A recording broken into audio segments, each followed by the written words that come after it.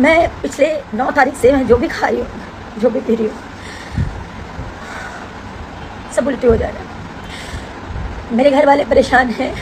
मेरा ये तमाशा बनना भी बहुत ज़रूरी है ताकि लोग जाने कि एक लड़की कैसे इस तरह के लोगों पे विश्वास करती है और कैसे इस तरह के लोग जब ये शादी को इनकार कर रहे हैं तो इसका मतलब इन्होंने मेरा शोषण किया।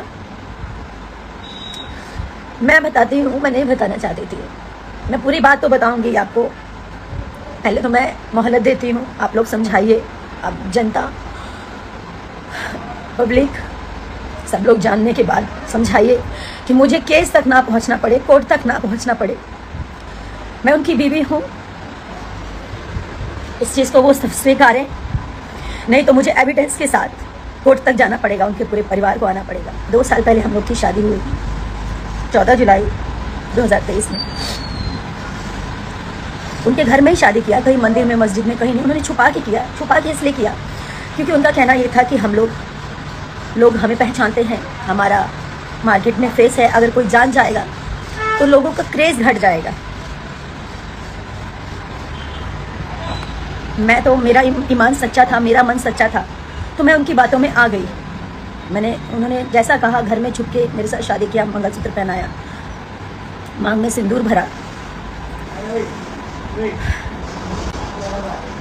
ऐसे ही चलता रहा कुछ समय तक। मैंने कहा अब घर वालों को बताने का समय आ गया, घर वालों को बता देते हैं। मैंने भी बता दिया, उन्होंने भी बता दिया।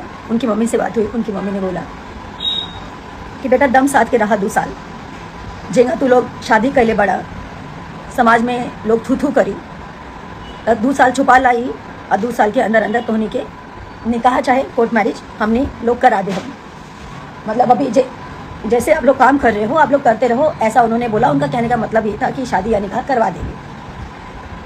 ये जो भी उनकी मानसिकता थी, छुपा के रखने के लिए उन्होंने मुझे बोला। मैंने छुपा के रखा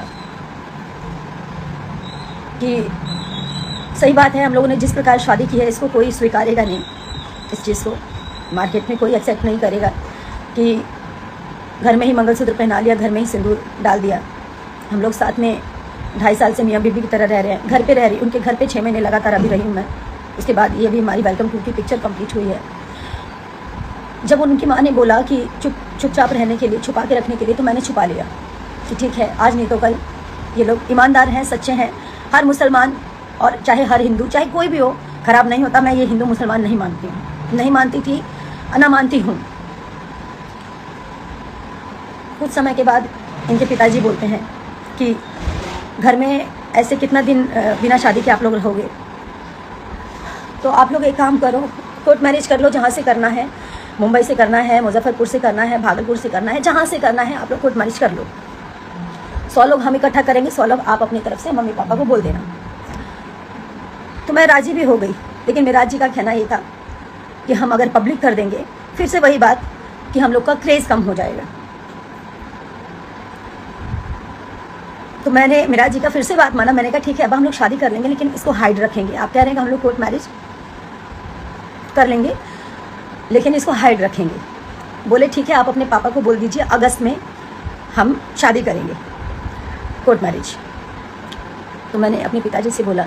मेरे पिताजी बार बार पूछते थे कि बिना, ठीक है तुमने शादी कर ली है, लेकिन जो सामाजिक रूप से होता है वो अगर कर लोगे तो ज़्यादा अच्छा रहेगा, कल की डेट में लोग मुकर सकते हैं। मेरे पिताजी भी बोलते थे, हमेशा मुझे समझाते थे, लेकिन कहाँ समझ में आता है जब इंसान प्यार में अंधा होता है। जैसे कि मैं हुई, वो मुकर गए। जब अगस्त बीत गया, सितंबर में मेरा जी बोले कि अब्बा कोर्ट मैरिज करना है, तो वो बोल रहे कि हम का करी, तू लोग जा, तू लोग आपन करा, आपन जाके कोर्ट मैरिज करा, हमारा एकरा में का जरूरत बा। एकदम मुकर गए। और ये बात है पिछले महीने की 8 तारीख की। 9 तारीख को रक्षाबंधन था। हम लोग 9 तारीख को निकले फिल्म की शूटिंग के लिए। हम लोग उसी दिन से मेरा और मिराज जी का अनबन चल रहा था।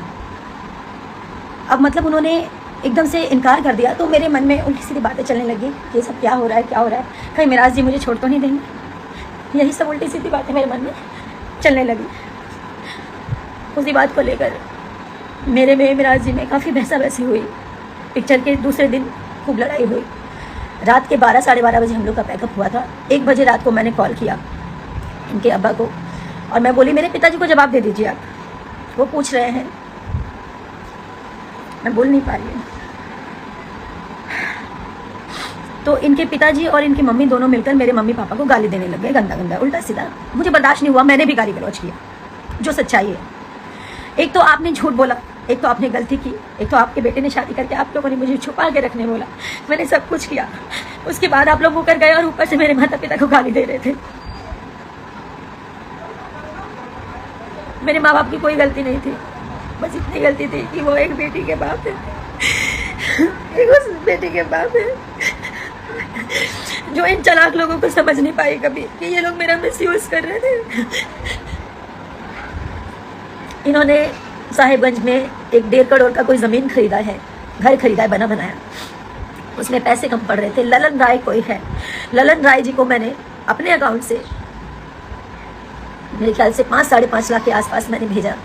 इनके पैसे कम पड़ रहे थे इसलिए, और कुछ कैश मैंने दिया और मेराज जी को भी कुछ पैसे भेजे। 7.5-8 लाख के आसपास मैंने कुछ पैसे किए क्योंकि उनको पैसे कम पड़ रहे थे। ये सब नहीं बोलना चाहती थी, मुझे मजबूर कर दिया गया है क्योंकि मुझे नहीं पता मैं जीऊंगी या मरूंगी। मैं कमज़ोर नहीं हूँ, जिसने प्यार किया ना वो समझ सकता है मेरी स्थिति को, सिर्फ वही समझ सकता है। जिसने सच्चे मन से रिश्ता निभाया, एक बीवी एक औरत समझ सकती है कि पति पत्नी क्या होते हैं या ये रिश्ता क्या है। ठीक है, आज लोग मुझे ही गलत बोलेंगे क्योंकि मैं लड़की हूँ, हमेशा से लड़कियों को ही हराया गया है, पर मैं जब तक जिंदा हूँ ना तब तक लड़ूंगी। फिल्म के दौरान दूसरे दिन मुझसे अभिमन्यु भैया ने, फिल्म के प्रोड्यूसर, उन्होंने बोला कि मैं वादा करता हूँ कि फ़िल्म कंप्लीट कर लो, और मेराज जी भी बोले मैं वादा करता हूँ हम लोग फिल्म ख़त्म होते ही कोर्ट मैरिज करने चलेंगे। और सारी चीज़ें हुई, कोर्ट मैरिज का डेट भी फाइनल हो गया। कोर्ट मैरिज का डेट फाइनल हो गया। 9 तारीख का कन्वर्जन था मेरा। मुझे इन लोगों ने मुस्लिम बनने के लिए भी मजबूर किया। मैं बेवकूफ़ लड़की, आज सही है मेरा मजाक बन रहा है, उसकी जिम्मेदार मैं खुद हूँ क्योंकि मैंने इन जैसे घटिया इंसानों को नहीं पहचाना। मैं मुस्लिम बनने तक के लिए तैयार हो गई। अगर मुझे ऐसे मेरा प्यार मिलेगा तो मैं मुस्लिम ही बन जाऊंगी। मेरा दिल जानता है ना कि मैं एक इंसान हूँ, ये हिंदू मुसलमान कुछ नहीं होता, लेकिन अगर शादी के लिए, कोर्ट मैरिज के लिए अगर मुझे ऐसा करना पड़े तो मैं उस चीज़ के लिए भी राजी हो गई। 10 तारीख का कोर्ट का डेट पड़ा, ये पिछले 10 का, यानी कि 10 सितंबर का। इसका सारा प्रूफ है। मेराज जी ने खुद पेमेंट किया, मेराज जी के अकाउंट से पेमेंट गया हुआ है। मेराज जी ने बात किया, मेराज जी की पूरी रिकॉर्डिंग पड़ी हुई है। मेरे फ़ोन में ऑटो रिकॉर्डिंग का सिस्टम है। कहाँ तक भागेंगे, कहाँ तक झूठ बोलेंगे? और भागे तो क्यों भागे? अगर उनको मेरे साथ नहीं रहना था तो शुरू में ही चले जाते। मेरी जिंदगी क्यों खराब की? क्या मिला ये सब करके उनको? बहुत सारी ऐसी बातें हैं, वो सारी बातें, जब बातें खुल ही गई हैं तो इनके घर से लेकर, इनके ऑफिस से लेकर, इनके प्रेजेंट से लेकर इनके पास्ट की सारी चीज़ें मैंने इन लोगों को सुधारने के लिए क्या नहीं किया। मैं बुरी बन गई। मैं इसलिए बुरी बन गई क्योंकि मैं बार बार रोकती टोकती थी। 9 तारीख तक मेरे साथ आया था वो दिल्ली, बोला कि दिल्ली से डॉक्यूमेंट उठाएंगे, मेरा ओरिजिनल डॉक्यूमेंट, कोर्ट मैरिज के लिए डॉक्यूमेंट्स लगते हैं सारे ओरिजिनल, वो मेरा दिल्ली में था। तो बोले दिल्ली से उठाएंगे और उसके बाद हम चलेंगे दिल्ली से डायरेक्ट। दिल्ली की 9 तारीख को वो रात के 3:30 बजे भागा, चोरों की तरह गेट खोला और निकल गया। मेरे साथ मेरी मैम थी, जिस ऑफिस में मैं रहती हूँ, जब भी काम करती हूँ दिल्ली आती हूँ। मैम, सर, उनकी बेटी, हमारी टीम का एक और मेंबर जिसका नाम है विक्रम, वो सब थे। हम लोग सब साथ में खाना पीना खाए। विक्रम और मेराज जी एक रूम में सो रहे थे, ऑफिस वाले रूम में, और मैं इधर सो रही थी मैम के साथ। मैम को नींद नहीं आ रही थी या जो भी है, उनको आँख खुल गया होगा। उन्होंने देखा कि मेराज जी भाग रहे हैं। मुझे यकीन नहीं हुआ कि वो भाग रहे हैं। मैंने झाँका नीचे तो वो गेट लगा रहे थे छुपा के, हाथ में बैग था। तो मैं चिल्लाई, मतलब बोली मेराज जी, तो अगबगा के डर के बोल रहे, हाँ। मैं तो जोर से चिल्लाई मेराज जी, तो वो उतने में इतने तेज भागे। मैं नंगे पाँव 3री मंजिल से नीचे उतरी, उनके पीछे भागी। जितनी देर में मैं नीचे उतरी आधी गली वो पार कर चुके थे, और जैसे उनके पीछे मैं और भागी तब तक वो अपना ड्राइवर उनका दानिश है जो कि फॉर्च्यूनर लेके पहले से खड़ा था, गाड़ी में उन्होंने बैग रखा और वो भागते ही रहे। घर गए, उनके माँ बाप ने उनको वहाँ से भगाया, छुपाया, और मेरे को मेराज जी से अलग करने में सबसे बड़ा हाथ उनके माँ बाप का और उनकी टीम का है। मैं बस इतना चाहती हूँ, अभी भी वो जहाँ भी हैं मैं उनकी सारी गलतियों को माफ़ कर दूँगी। वो वापस आए, मेरे सामने आए, और उन्होंने ऐसा क्यों किया मुझे बताएं। उनको जाना था तो वो पहले ही चले जाते, उनको जाना था तो पहले ही चले जाते। 2.5 साल मेरे साथ लिविंग में थे, शादी करके। शादी नहीं मानते हैं ना तो शादी मत मानो, अब उस शादी को आप नहीं मानते हो, मैं मानती हूँ। दुनिया की नज़रों में आपने उसको लिविंग साबित किया। आप मेरे साथ लिविंग में थे, क्या कर रहे थे? मेरा शोषण कर रहे थे। आपके घर में माँ बहन बेटी नहीं, आप उसके साथ भी कर सकते थे। आप लोग क्या चाहते हैं? मैं पब्लिक से, अपनी जनता से बात कर रही हूँ। मुझे पता है मेरे अपोजिट अभी सब होंगे, कुछ लोग मेरे साथ भी खड़े होंगे। क्या मैं इनको ऐसे ही जाने दूं ताकि ये लोग और लड़कियों की जिंदगी खराब करें जैसे मेरी जिंदगी खराब की है? मुझे कानूनी कार्रवाई करनी ही पड़ेगी। हारना जीतना बात की बात है, मैं तो वैसे ही हार चुकी हूँ। ये मुझे छोड़ के भागा, मैं उसी वक्त हार गई। लोग हिम्मत देते हैं कि रो मत, रो मत। मैं फांसी नहीं लगा सकती। मेरे माँ बाप हैं, भाई बहन है, आप सब हैं। फांसी तो इस जैसे लोगों को होना चाहिए जी। मेरे पति हैं, वो लाख गलत थे, मैंने उनको सुधारने का पूरा कोशिश किया।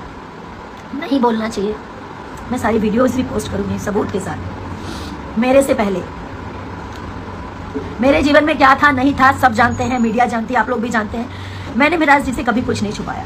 मेरे जीवन की सारी चीज़ें सब क्लियर थी, साफ थी, पानी की तरह। लेकिन ये इंसान झूठ बोल के मेरे जीवन में आया, और शादी होने के बाद भी मुझे बात पता चला कि ये मेरे अलावा और भी 3-4 लड़कियों के साथ फिजिकल होता है। उसका प्रूफ है मेरे पास, रिकॉर्डिंग है मेरे पास। एक मनीषा नाम की लड़की है, नहीं बोलना चाहिए लेकिन आज मैं सब बोलूँगी। उसके साथ 2 बच्चे पैदा किए हैं इसने, और उसको भी छोड़ दिया। वो लड़की रो रो के तड़प तड़प के एक ही बात बोली कि दीदी इसे कभी मत छोड़ना, या तो इसको ठीक कर दो। अगर ये सुधर जाएगा, आप अगर इसे ठीक कर सकती हैं ताकि ये जीवन में कभी किसी का जीवन ना खराब करे। मेरा जीवन तो इसने खराब कर दिया, लेकिन अब किसी का जीवन खराब मत होने देना। उस लड़की के भी माँ बाप इसके घर पे पहुंचे थे। वो लड़की सारी कहानी बताई मेरे को। एक सन 1985 इन लोगों ने शायद वीडियो किया है कि पता नहीं 95 कौन सा, मुझे ध्यान नहीं, 1985 है। उसमें एक लेडीज़ का रीमा नाम है, उसके साथ भी इसने गलत किया है, मनी मिराज ने और उसकी पूरी टीम ने। उसका रिकॉर्डिंग है मेरे पास, वो भी मैं पब्लिक करूंगी बहुत जल्द। मनीषा जिसके साथ ये शोषण किया और उसके बाद बच्चे पैदा करके उसको छोड़ दिया, उसका भी पोस्ट करूंगी मैं। अब मुझे इसके साथ नहीं रहना, अब मैं इसको थूकती हूँ, इस मनी मिराज को मैं थूकती हूँ।